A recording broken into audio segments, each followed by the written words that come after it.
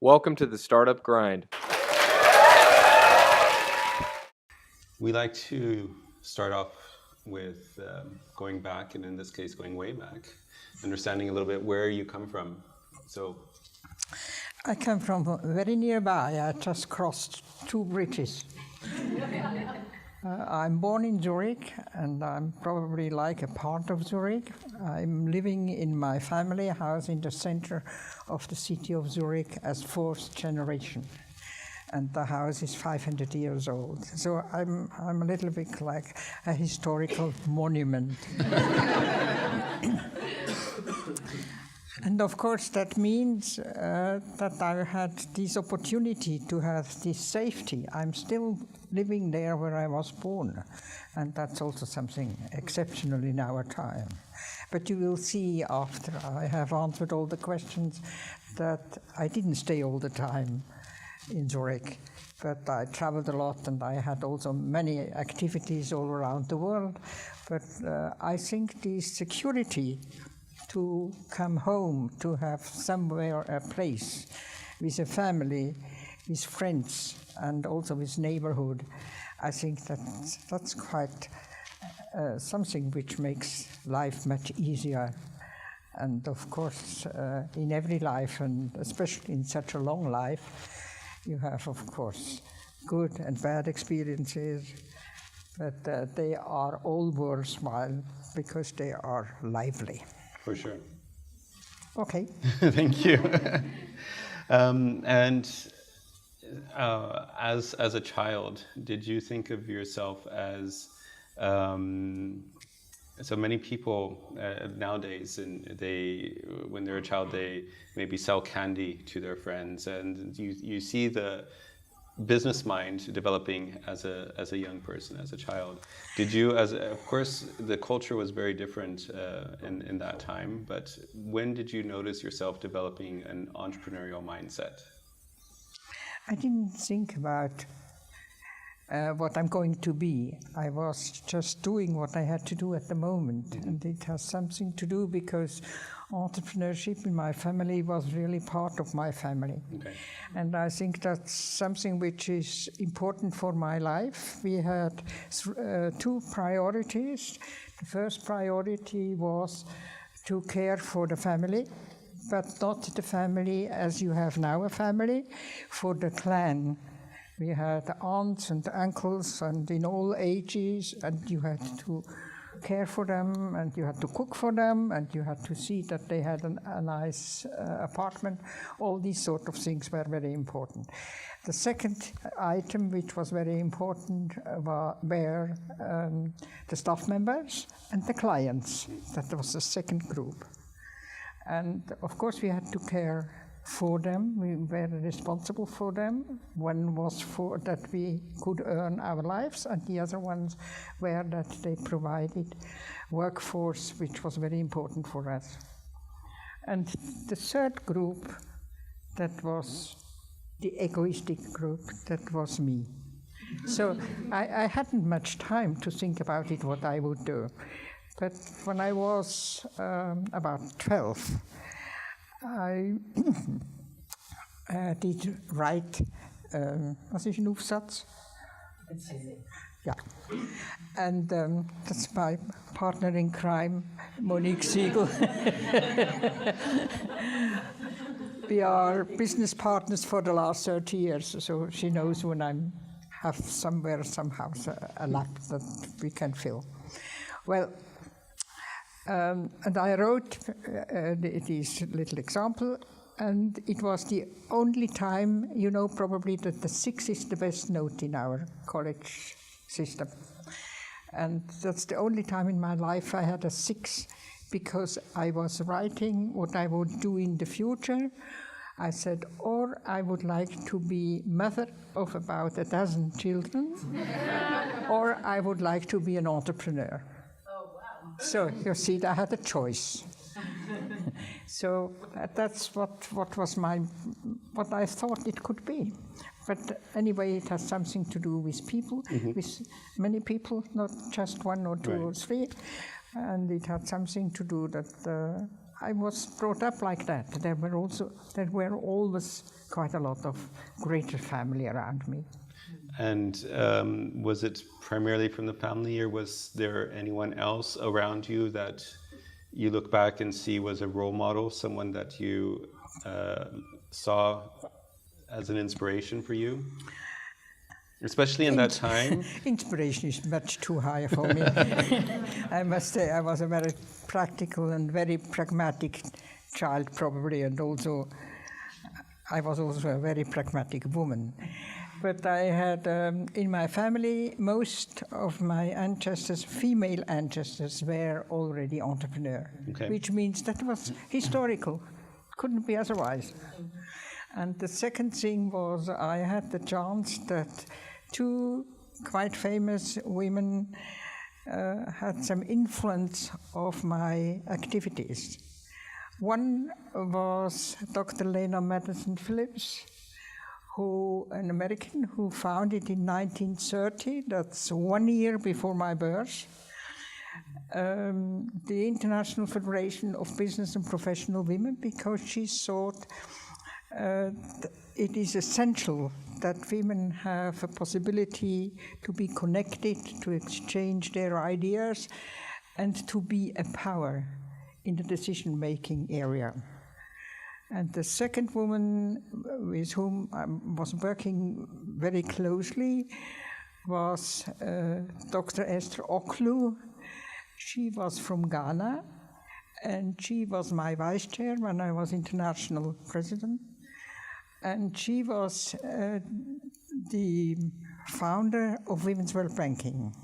And if you imagine that a woman in Ghana started to make chocolates, as a Swiss, she made chocolate. She had already, of course, she had already some sympathy for me. Secondly, she was the one who provided access to credits and to know-how for women entrepreneurs.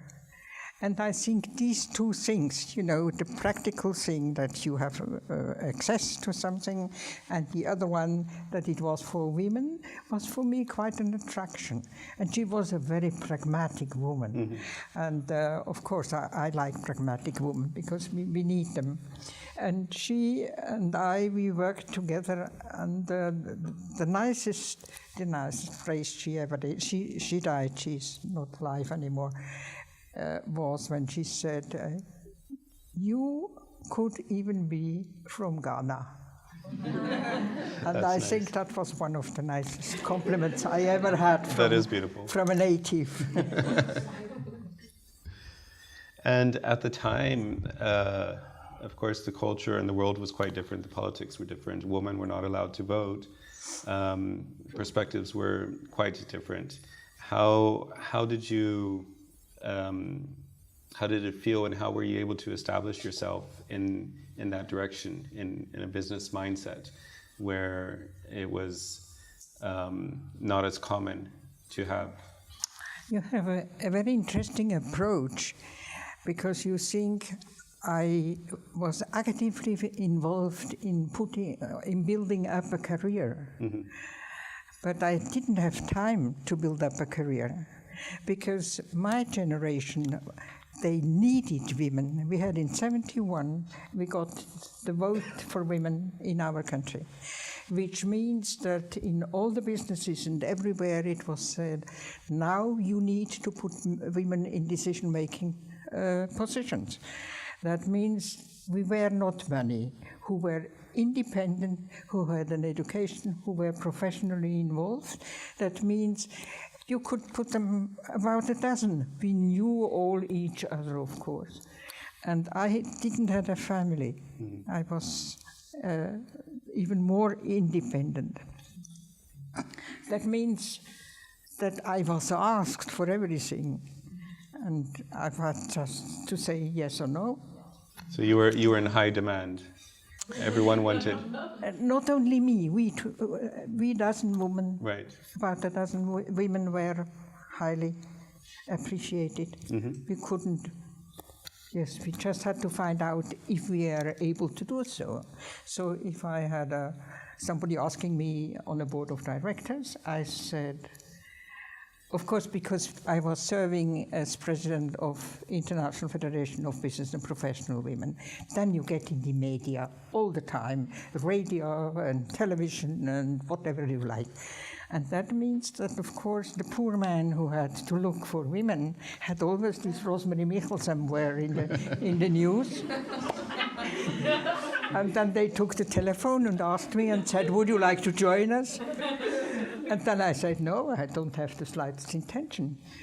And then they tried to persuade me, and then I said, well, if you think I could serve properly, and I have the talent to do so, and I have the knowledge to have the input, then please let me know what happened in your firm the last 6 months. I need all the protocols. I need the whole situation you have in the different filiale, also in all these different, and I need to have also, and I would like to meet your colleagues. Of course, they hadn't any female colleagues, so I had to meet all the men. And it was something which was very hard to decide. And when I had the impression, all right, I think I try now, and I'm able because of my education, then I said yes. So, as you saw in my CV, I had quite a chance to get a few. And I was not collecting them. I just had to do it. And do you see from the time, at that time, like you said, the perspective we have is that perhaps it was a challenge, but it was the opposite. The few women who were available were in high demand. The concept still is today trying to find diversity and balance, to have more women on board of directors, more women entrepreneurs. Do you think it was, what do you think has been a big change between 30, 40 years ago and today to be a female founder, to be a woman entrepreneur? Well, I think the diversity has become much more important, and I, of course, fully support it, because I think it was just the start when I started. I had my first approach in 1975, which means 4 years after this implementation of the right of vote. And now it has grown within, of course, these 50 years or 40 years. And I would say it's essential because we have, I think that has something to do with the globalization. It has something to do with the instrumentation of IT and everything. It has something to do that we live differently and that more people are able to be involved in decision-making positions. And I think it's essential that women are cooperating and that they're taking over the responsibility, because you probably know that decisions or discussions are much more valuable if you have different people. It's not only the different, also men and women, it's also, of course, the culture, it's the generations, and I think it's essential that we understand now that it has to be. And it is also essential that the women understand that they have to provide.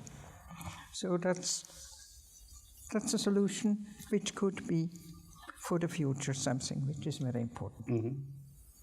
And you have been in the business environment for how many years? Since I'm born.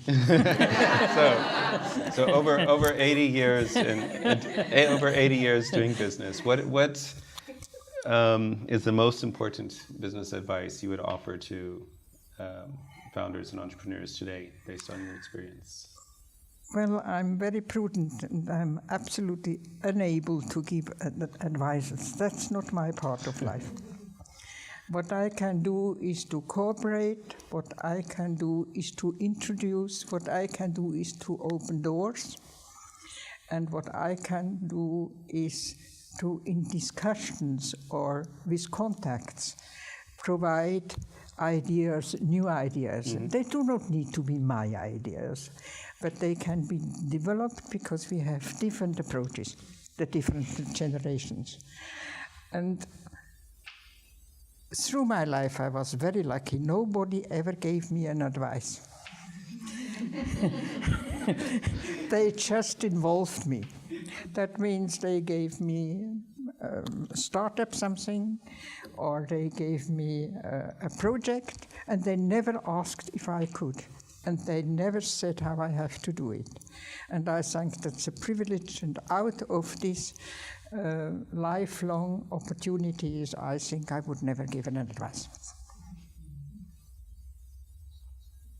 I disappointed you? No, it's not at all.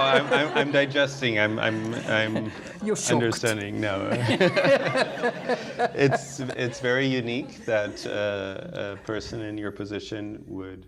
I think maybe sometimes, especially nowadays, where many founders, they start a company, they have some success, and based on that success, they feel entitled to. On the one hand, entitled. On the other hand, many are very sincere, but giving advice has become sort of the new currency. And But so, that's terrible. yes and no. I mean, so that's why it's very different, and I think it's very unique that your approach and your perspective, and the fact that you are able to, in collaboration, offer a different perspective. But from yourself, you don't feel yourself as an advisor, as I'm here to fix your problem. And now I can really also avoid to do things when I'm not asked. So that makes also a difference. For sure. Have you had much experience with investment, with venture capital, with angel investors? Well, I would say not practical, because as you probably know from my CV, that I was the strategic person. I was always on the board of directors, which means I hadn't the direct contact. We had just the projects. And if you think about startups, so I would say the only experience I have is at the time we said that in developing countries. I was in South America and in Africa and in Asia, especially also in India. And there, of course, we had startups. And that was something which was very near to my heart, because, of course, that was innovation, that was energy, that was personal investment, that hadn't anything to do, first of all, with money. First of all, that had something to do with an idea. And I think that didn't change. I mean, that's still the same now. You need to first to have an idea, and then you have to finance it, and then you go further on. But I haven't been with startups like what you are doing, and that's a new wave for me in my long life. But I think it's a very good wave, and it's something which is important. And I don't think we would have so many innovative also ways of doing things or business-like things if we do not have these startups. That's something very, very important. The only contacts I have at university with startups.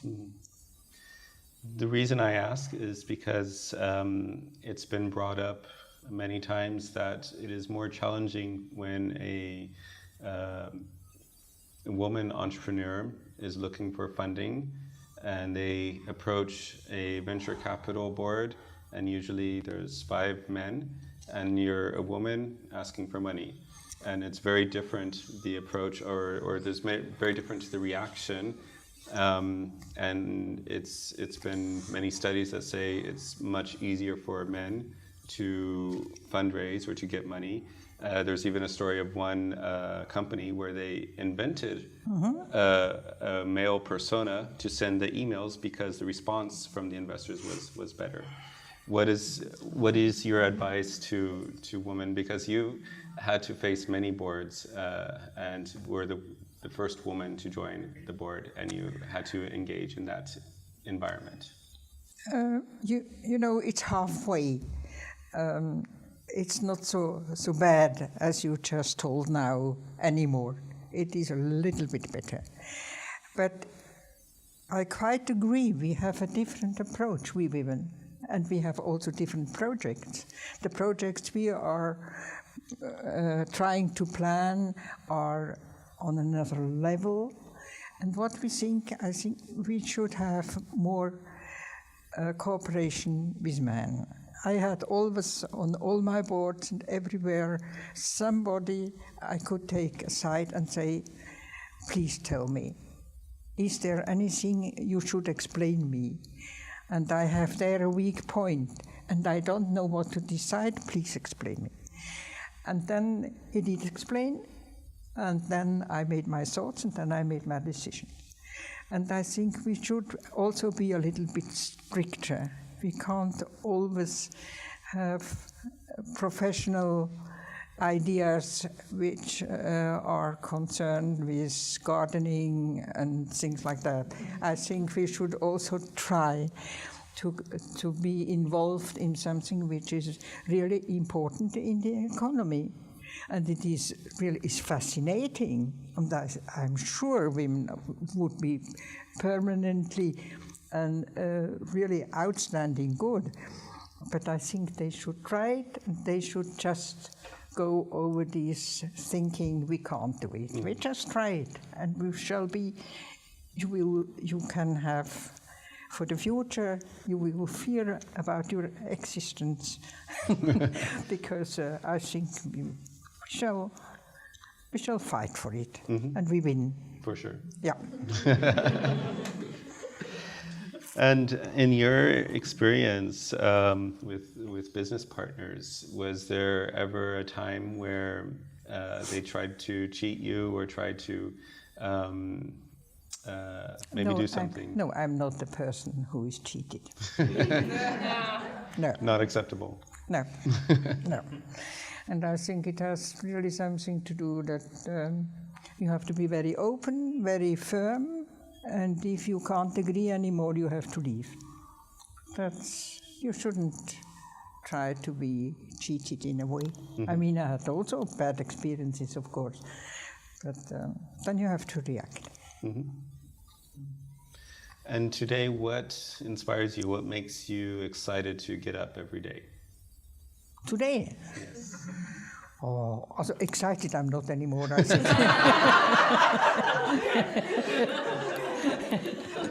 But I'm very glad and very thankful and very happy that I have still an opportunity to exchange ideas. I was now, within the last 3 years, part of a committee at the University of Zurich, where we had a discussion about professors, female professors, if we could involve them better, and improve the number of female professors. And I would say it's exciting, and I was accepted. It was no problem. The head of university is extremely nice with me. And the old age has also something very nice. Everybody trusts you. They think you can't be a bad person when you are over 80. They help you, and what is very interesting, of course, you have more leisure and you have more time. And something which is absolutely strange for me, of course I'm born in this city, but I was always, of course, I had not enough time. I was very often traveling around. And now when I'm walking through the city, people who I never knew before are greeting me or smiling at me. And I have new friends. For example, I have a fountain in front of my house. The fountain is every morning cleaned by a very nice woman who comes with a Vespa, and then she's cleaning the whole thing. Now that's my new friend, because I said, we never had such a clean fountain before. And then she said, could you tell that my boss? I said, yes, please. But you have to give me the card of the boss, because I don't know who it is. Now, it is the boss of the fountains of the city of Zurich. And I mailed him, and I said, well, do you know what a treasure you have with this woman? We never had such a clean and good fountain in front. And he never answered. That was a little bit, but that was a man. But she was absolutely, that's nice. Out of the thing, yeah. And I think that's something which makes me my city coming to me. I do not need to go to the city. They are all coming to me. And we had a large renovation on the place of Central, what you probably all know. And a few days we had 400 people there working there. It was really something fascinating. I had a lot of building in my architecture in my life. I had to build houses, and I was always involved. So I looked at that with most interest, and then there were, of course, also these workers who were coming around, and they saw me there. And afterwards they all said, hello, Mrs. So-and-so. How are you today? And I thought, well, they are my new friends, why not?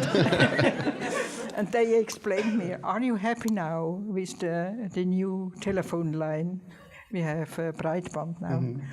And I said, yes, it's all right. And I must say, you made a very good business, because it's clean, and you have, because in the old city, of course, it's difficult to make all these new telephones, but they did really a very nice job. Nice. So that's a little bit how, when you get so old as I am, how you get nicely involved. Right.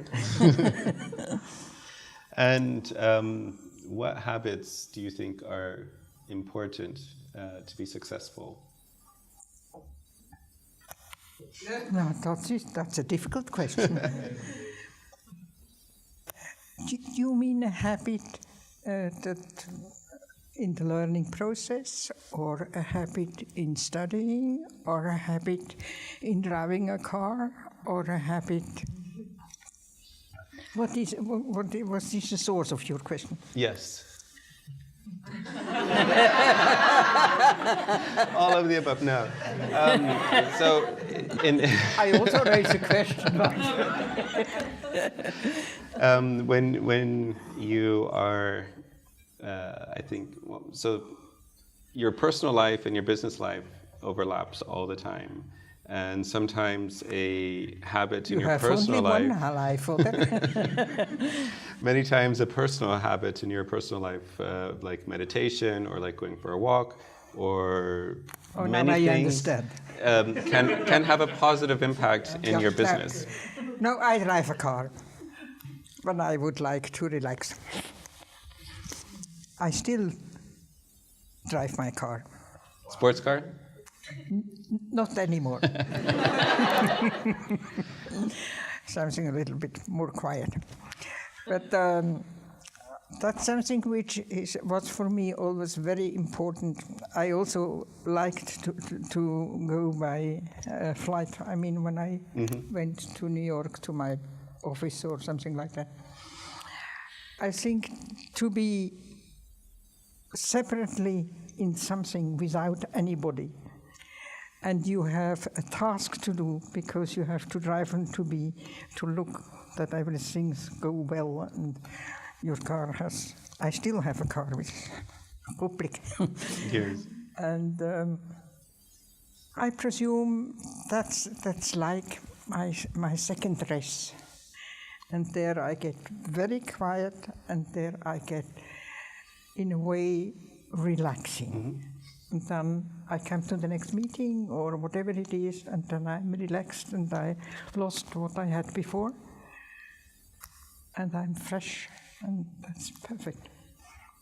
But I think one shouldn't take my advice to drive a car, because that's because of the pollution now.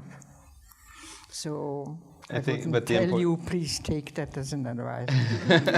The important thing is to find a way to let off what's on your mind, to let off steam. Well, I have something which is a bit more natural. I have on the top of my house, I have a terrace. And even if I never learned gardening, I'm now doing gardening. Okay. And I think that's very nice, because the green city of Zurich is welcomes these efforts. That's one thing. And if you should take a helicopter, go over Zurich. We really have a green cover of the city. Green roof. Absolutely, it's marvelous, and that works very well. Even if there is a lot of traffic underneath, obviously my plants love that. So that's also, I mean, that's the opposite of the car. Yeah. And I still read a lot. I couldn't be without books. Can you tell us a little bit about your business career? So you've hinted at some of it, that you've been board member, you've had an office in New York.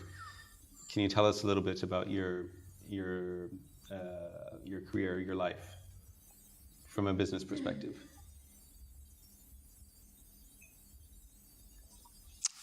Or whatever you feel is relevant. Could you help me? What he means?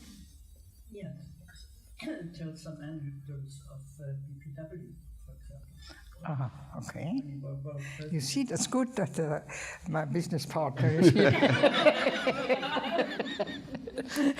That's like in school when you have somebody you know in the second row. Yeah. No, yes, of course. That's business and professional women are very near to my heart. I served as president of the Swiss Federation, and I served as president of the International Federation. And I must say these approaches, and also something which helped me a lot in my business activity, was that I had on international level to work with very different cultures for the same item. That means we had to achieve a result, and there was 2 countries represented, for example, who were in war at home. And we had to find a way to solve the problem and to make a new program and all these sort of things.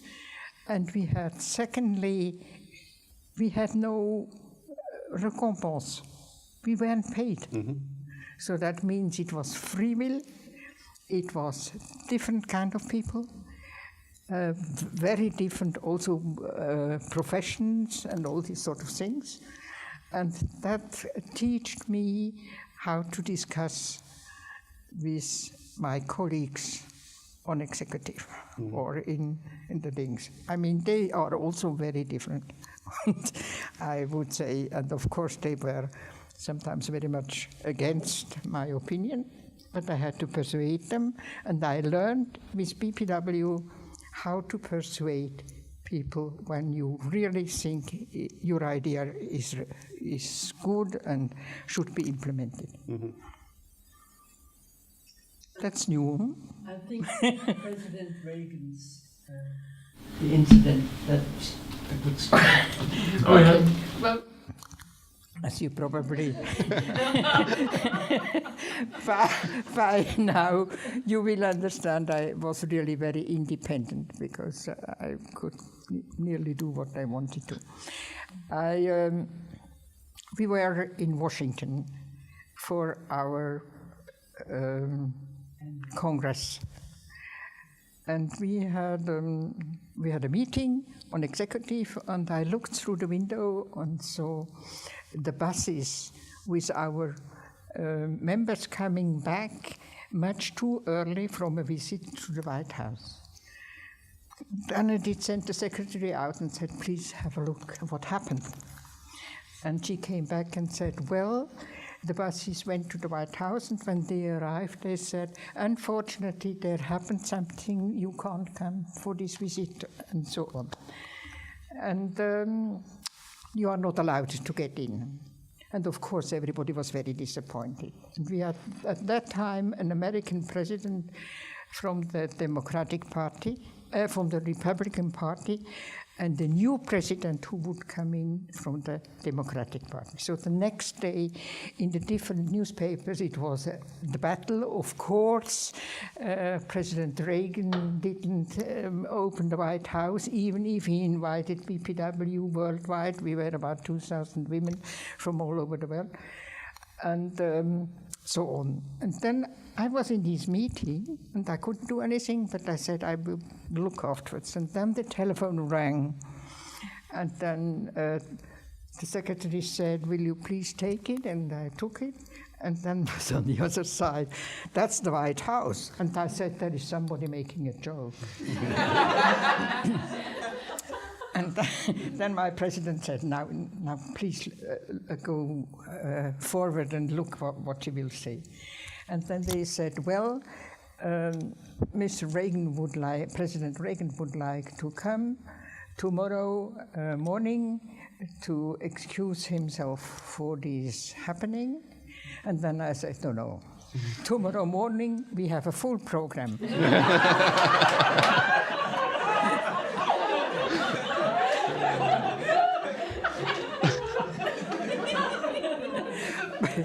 But the day afterwards, we have plenty time. There we go. And we would, I was very polite, and we would love to have Mr. Reagan. And then she said, well, I call you again. I said, yes. So after half an hour, she called back again and said, it's all right. Bravo. So 2 days later, when I came to the hall, to the assembly hall, there were all around dogs looking if there was something hidden, and there were men, of course, with arms and all these sort of things. And I was at that time, I was elected international president in Washington, but I was at that time vice president. So my president said, I'm going now to welcome Mr. President, and you are leading the Congress. And I said, all right, and what do I say when he comes in? Well, then she said, it's all right, I thought, welcome, Mr. President, that's enough. All right. So I said, welcome, Mr. President, and he came.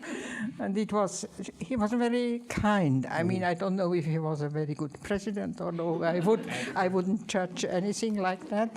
But I think he was, of course, very well trained as being an artist, to be kind and so on. But he then made something which was a little bit peculiar to finish my story. He said, I'm so honored to be with so many women. When you think how it started in the beginning, then the women were making the fire and putting something on the fire in the Urwald.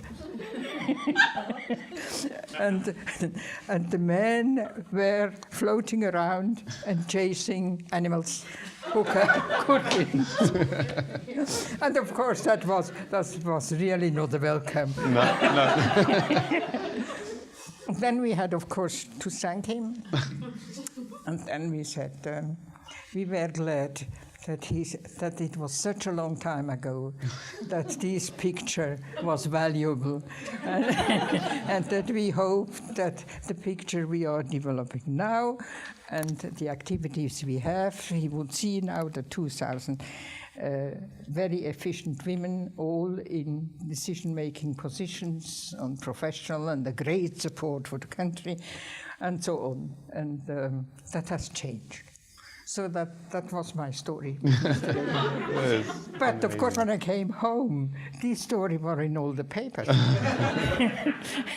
Rosmarie Michel met the President of the United States. I don't know if I would like to meet all the time the President of the United States.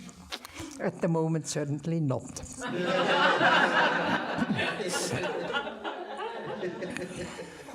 So we would also like to welcome any questions from you, the audience. If anyone has a question, just raise your hand and we can jump right in with our first question. What do you think about the quota for women, especially for Switzerland? Well, I have I have made changes in my life. I'm against the quota because everything which is forced is no good. And I don't know if it is really the number, it is the power which we need. And as long as not all the women are ready to serve, I think we should also be a little bit more generous. Then I lost patience, and then I thought for about 3 years, I think we should do it, the quota. And now I'm out of the quota again. I don't think we should do it, because it's something which is forcing as a people. And with that, what do you get with that? You can't force them. So it means, I mean, I'm happy that we have now growing numbers, we have them. It is, I mean, it does take a lot of time. We shall probably have, I mean, in the next 50 years, probably it will be better. But I fully support the idea that there should be more women. But I don't think that the quota is the instrument to do it. And I'm not so sure. What's about you young women? Do you like the quota? It's something, I think it's... Yeah. Yes, good. I'm in the impatient phase of my life. Yes, it is. I fully understand. I have much understanding for it. But I can't anymore. I mean, in my very little time I have now to spare, I think I shouldn't. But there's one aspect no one dares to say, and you're the first woman daring to say.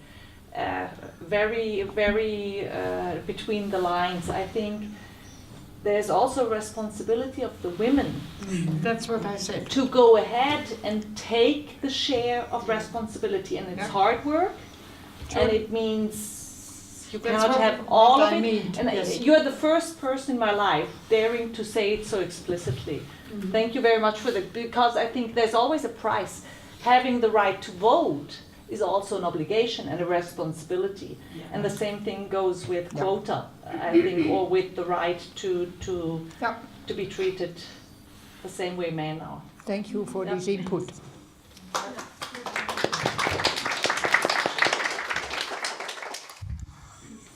think it was a nice way, like you said, it was now you have a place or you have a stage, a woman, now provide. Like you said, expression. Here you go, now provide.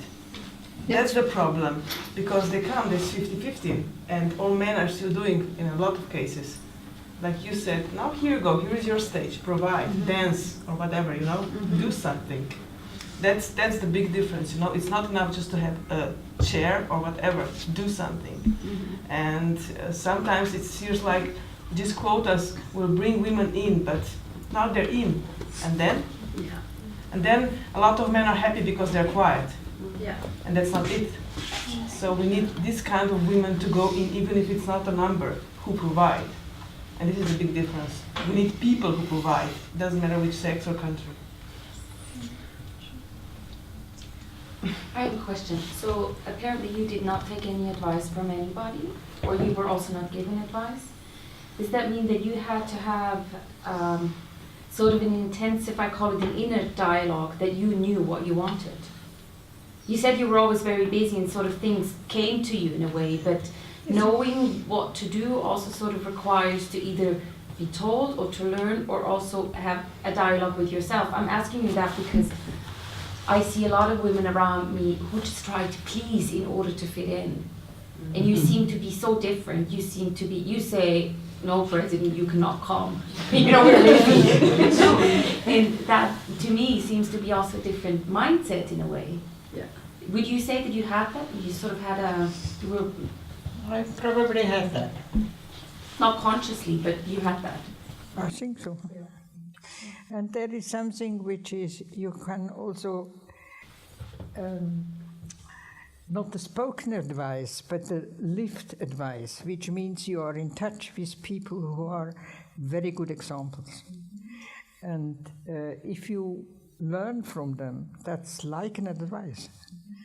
And I think that was in my life very prominent. I had the chance to have very good people around me. Would you say that you also created that? Would you say that? Well, Saying, you know, they say that the 5 people around you, or let's say the 5 people around you are sort of like the average how you are. I mean, I was all the No, if you just hang out with idiots, then that also says something It's an inner compass. It's an She inner had. compass, yeah. Okay. And I don't know, I wrote the book about her, so I know a few things. We've been working together for 30 years by now. But she didn't need to ask because she observed and she got involved. She allowed people to involve her. I mean, that's what I And mean. it was yes. an inner voice that said, this is good, this is right, this is ethical. Yeah. Because she was brought up that way, with lots of responsibility, incredible amount of responsibility. She's understated that, but really. And that somehow was rewarded, taking over the responsibility. And there was no need to go to somebody, but there were a lot of sleepless nights. Because there was a tremendous financial responsibility when you have a house in the middle of Zurich, 5 stores high. It looks good, and it's wonderful to have that. I've been close enough to know that it's a lot of worries. you see, that's much better.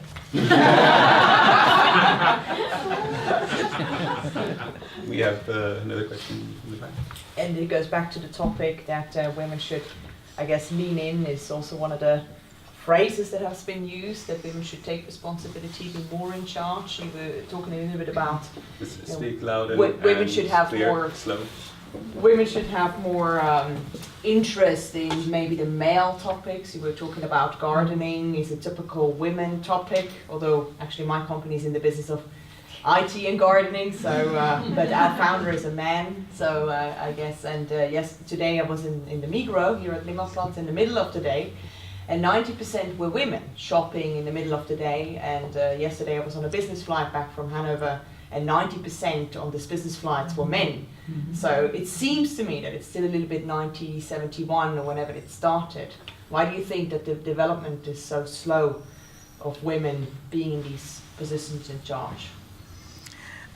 I think they are too much spoiled in a way. I mean, they have now the possibility also from the economic side to just do what they like. And in a way, of course, it's sometimes hard to get outside the house. And it is hard as long as your husband doesn't help you with the children when you have to leave the children. So these sort of decisions are something which is very near to your heart, and that's very understandable. But I think we are in a world where the world has to ask women now to be more introduced and to get over with responsibility. It is not possible without. We do not have, especially in our part of the world, we do not have enough manpower. We do not have enough intellectual input. We do not have this mixture of different opinions.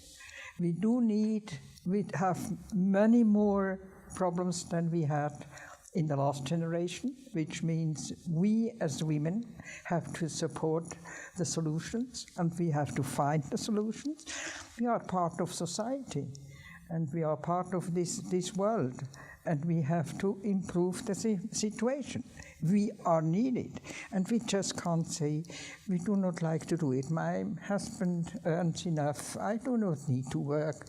It hasn't to do with earning money. It has to do with involvement and with making decisions, that we go the right way and that we are involved. We belong to the society. We are 51%. When you're looking back at your career, what is the thing that makes you most proud? Nothing.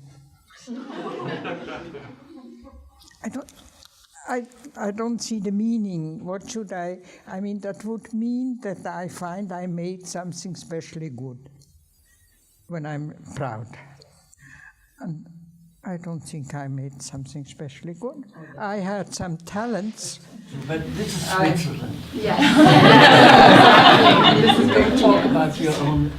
Could you tell us something about Well, one of the things, on top of everything else, she became a mother because her sister-in-law died suddenly, and she raised two wonderful children whom she sort of inherited when they were about 12 and 15, something like that, and just became a mother to them without worrying about, well, worries, yes, but without complaining about the situation, just accepting that. And many things she accepted just as normal and natural. And the last word in the world that she ever thought of was the word career. Mm-hmm. Career in English means something different than in German, but the Karriere trip is something that is so unknown to her, thank God. This is why she was such a success. Yeah, exactly. She didn't worry about her career, she worried about society or achieving results or something like that. And the career came with it. People noticed her. This is something that women should know. When you really perform well, people can't help but notice you. And so let things come to you. Should I have used the microphone? Sorry. It's fine. Okay. I would love to ask you, we were talking about women needing to take over more responsibility. What do you think would help them to step up and do this? Because I loved the way, the part where you said dialogue should be more at our hands. We should be more open to exchanging with men. Because I feel the way women have been standing up is by separating and wanting to show how powerful they are without having dialogue with men and cooperating. So the main question to you would be, what do you think would be helpful to women to take over this responsibility and their role in society? I think we should first have a look what is needed, what is asked from us, what are the problems. Then secondly, you should find aliens. Alliance, sorry. Sorry.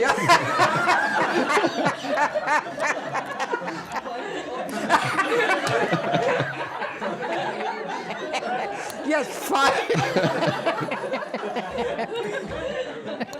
find them. That's also important.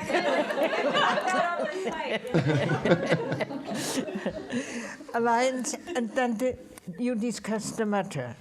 Something which I experienced is if there is something happening as a problem in a firm or something like that, then they come to you because they need your advice. And then you have to be ready not to say, oh, you made a mistake, and of course it happens now. but you are there to say, well, I think we could make it this way or this way, and that could be a solution. What do you think about it? Shall we could we go together? Something which helps a lot in the dialogue with men. There are only a few men here, but I just say it because I said I was always 1.57 meters. So I wasn't a large, powerful woman. I was like a little grandmother. And they never feared that I would be too strong. I mean, they had to experience it afterwards.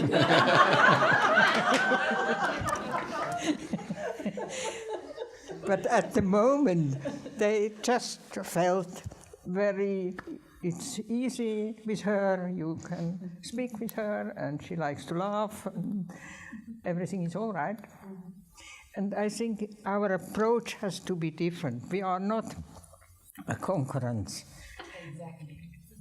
That's which is very, very important. Yeah. And I think we have a chance. The new generation, if you think these fathers, how they approach their children, it's quite different from what I have as an experience of my home.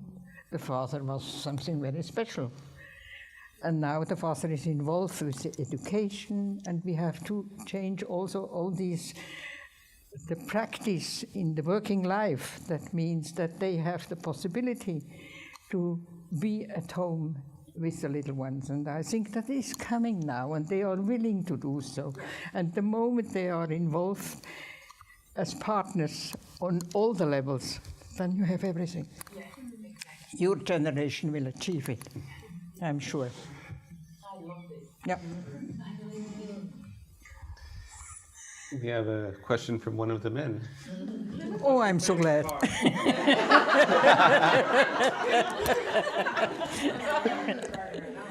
I have more questions, but His question, what's your favorite car?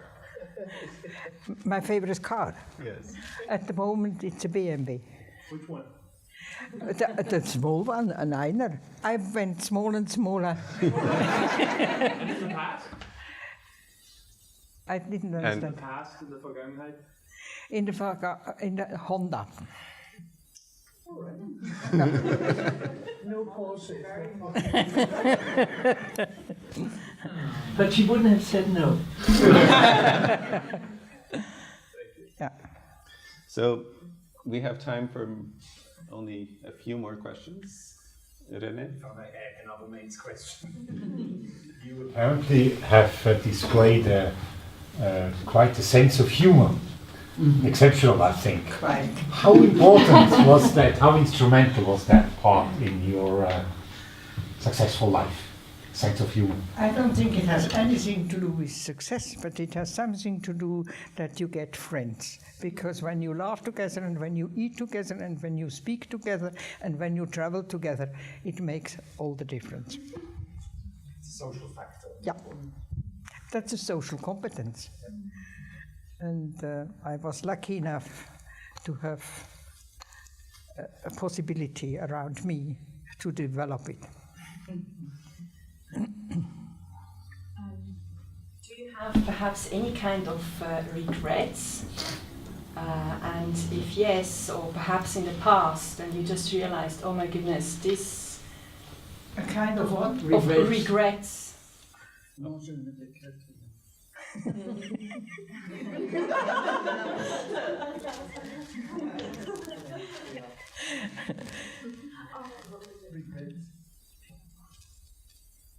Yeah. That was the question.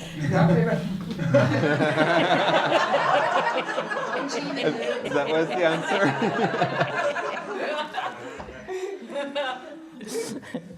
I never thought about it.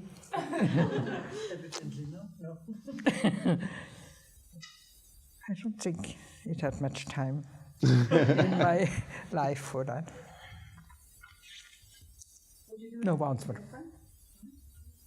Would you do anything different? Would you do anything different if you look back?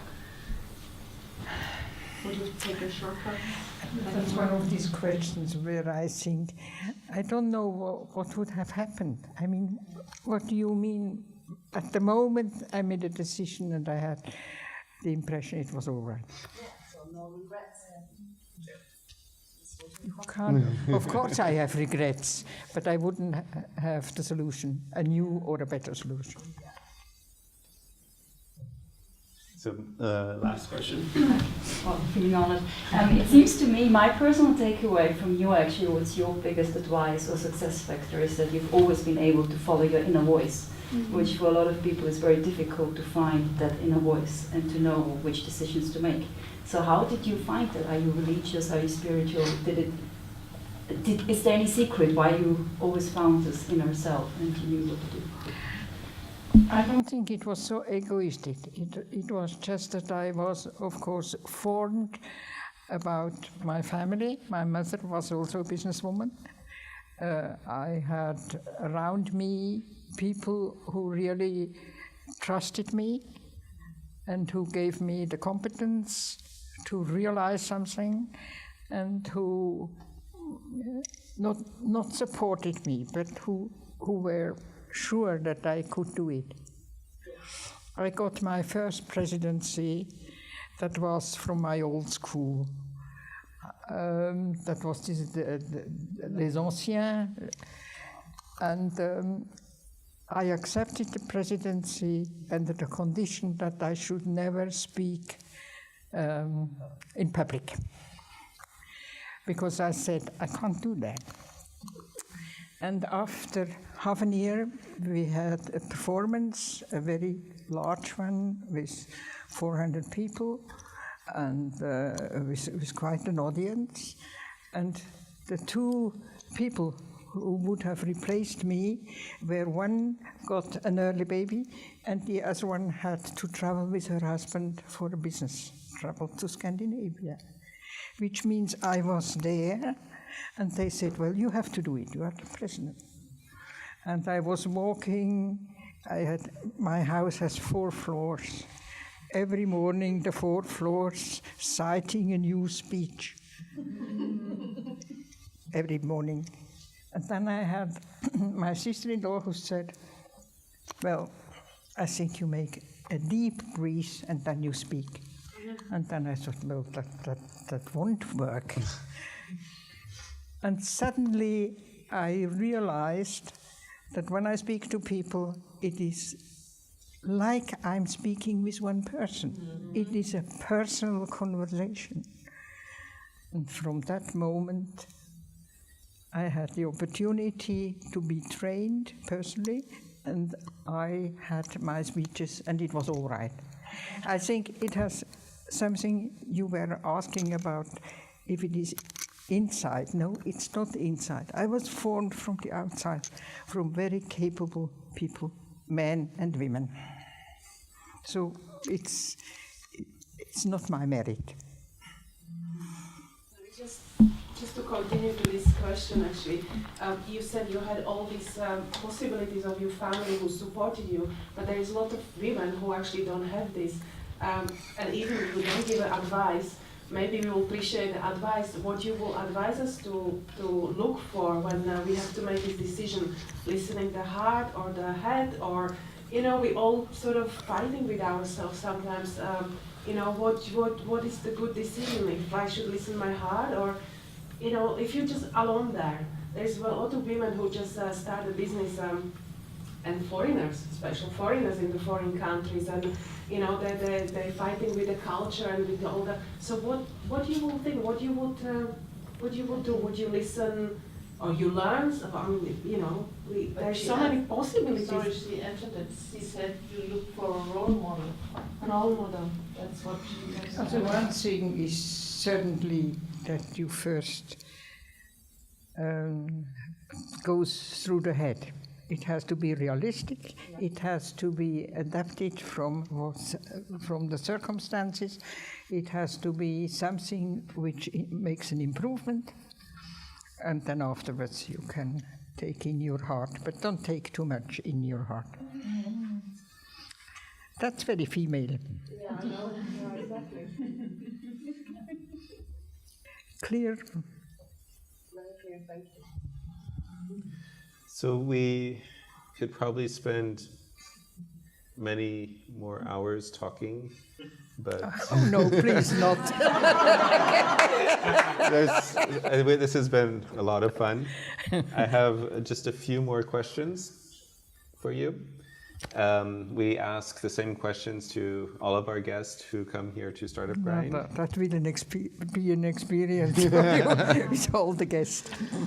And so there's some short questions, and the idea is for you to answer with the spontaneous, the first thing that comes to mind. Yeah. So what is one item that you own that you would never sell? My house. What is your most unusual skill? I don't know, you have to ask my friends. What is more important, strength, speed, or stamina? Stamina. Which person, historical, past, present, future, do you most admire? I told you two people who I really admired, and I had also a promoter who was very nearby at the lake of Zurich, and that's Elizabeth Feller. She is the owner of Horgen Feller. So if you have this switch for the light, that's her invention. That's something. What is your favorite season of the year? Autumn. And when was the last time that you tried something new? Yesterday. Do you think in starting a new company, it's more important to start with a team or as a single person? A team, of course. Do you prefer cats or dogs? Dogs. Beer or wine? Wine. Do you have a favorite mobile phone app? No. Do you have something on your bucket list, something you would still like to experience? Yes, I would become great-grandma. And if you could choose the attribute of an animal, which animal would you choose? I wouldn't choose any animal. I'm a human being. I don't see why I should choose an animal.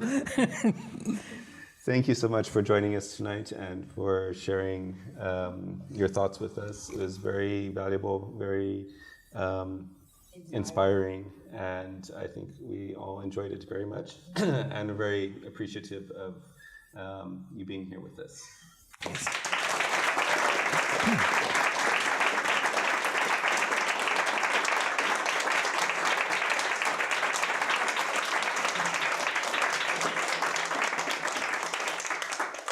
I would like to add a quote of thanks, because it's a new experience tonight.